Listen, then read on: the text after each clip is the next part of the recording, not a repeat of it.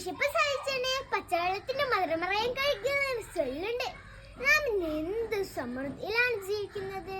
ഇഷ്ടമുള്ള ഭക്ഷണവും വസ്ത്രവും ഇഷ്ടം പോലെ നമുക്ക് ലഭിക്കുന്നു. എന്നാൽ ഇതൊന്നും ലഭിക്കാത്ത കുറേ കുഞ്ഞുങ്ങൾ നമ്മുടെ ചുറ്റുപാടും ജീവിക്കുന്നു. അങ്ങനെയുള്ള ഒരു ബാലന്റെ കഥയാണ് ഞാൻ ഇന്നിവിടെ പറയാൻ പോകുന്നത്. എന്റെ കഥയുടെ പേരെന്താണെന്നോ? ആഗ്രഹം. ഒരിടത്ത് ഒരു കൊച്ചു ഗ്രാമത്തിൽ ഓളമേന ഒരു കൊച്ചു കുടില് ഒരു ബാലൻ ജീവിച്ചിരുന്നു. അവന്റെ പേരാണ് കുട്ടൻ. സ്കൂൾ ജീവിതം എന്താണെന്ന് പോലും അവൻ അറിഞ്ഞിരുന്നേയില്ല. ഒരു നേരത്തെ ആഹാരം പോലും കഴിക്കാനില്ലാത്ത അവന് പഠിക്കാൻ വലിയ ആഗ്രഹമായിരുന്നു. അവന്റെ അവസ്ഥ മനസ്സിലാക്കിയ തന്റെ അമ്മ അവനെ ഒരു സർക്കാർ സ്കൂളിൽ ചേർത്തു. അവിടെ ചെന്നതും എല്ലാവർക്കും പുതിയ ബാഗുകൾ, ചെരുപ്പുകൾ, ഇതൊക്കെ കണ്ട് കുഞ്ഞിന്റെ മുഖത്തേക്ക് നമുക്ക് നോക്കാനേ സാധിച്ചില്ല. അന്ന് അവിടെ വെച്ച് കുട്ടന് ബാബു എന്നൊരു സുഹൃത്തിനെ ലഭിച്ചു. അവൻ വളരെ ധനികനായിരുന്നു.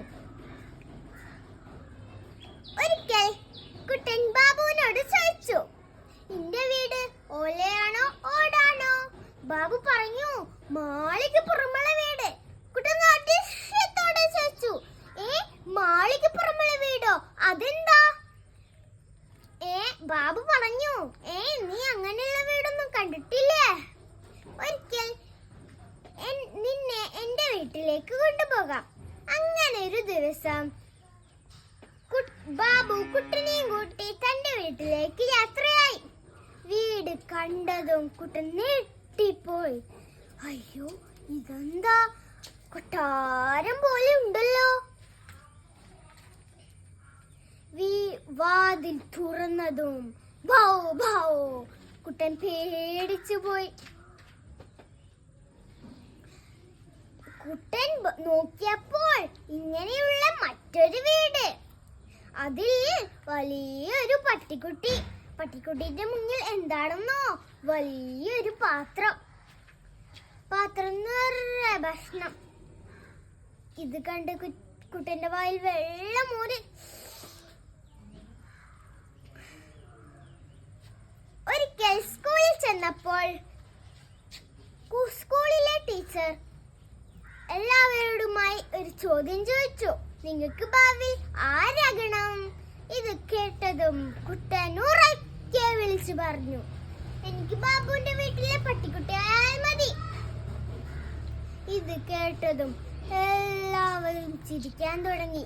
പക്ഷേ ചിരിയധികം ഉണ്ടായില്ല. അവന്റെ അവസ്ഥ മനസ്സിലാക്കിയ കുട്ടികളും അധ്യാപകരും അവനെ സഹായിച്ചു. അവൻ പട്ടിണിയിലൂടെയും ദാരിദ്ര്യത്തിലൂടെയും പഠിച്ചുയരങ്ങളിലെത്തി. കൂട്ടുകാരെ, ഇതിൽ നിന്ന് എന്ത് മനസ്സിലാക്കാം? ആഗ്രഹമുണ്ടെങ്കിൽ മാത്രമേ ഉയരങ്ങളിലെത്താൻ സാധിക്കൂ. കുട്ടന്റെ ജീവിതം നമുക്കൊരു പ്രചോദനമാക്കട്ടെ. നന്ദി, നമസ്കാരം.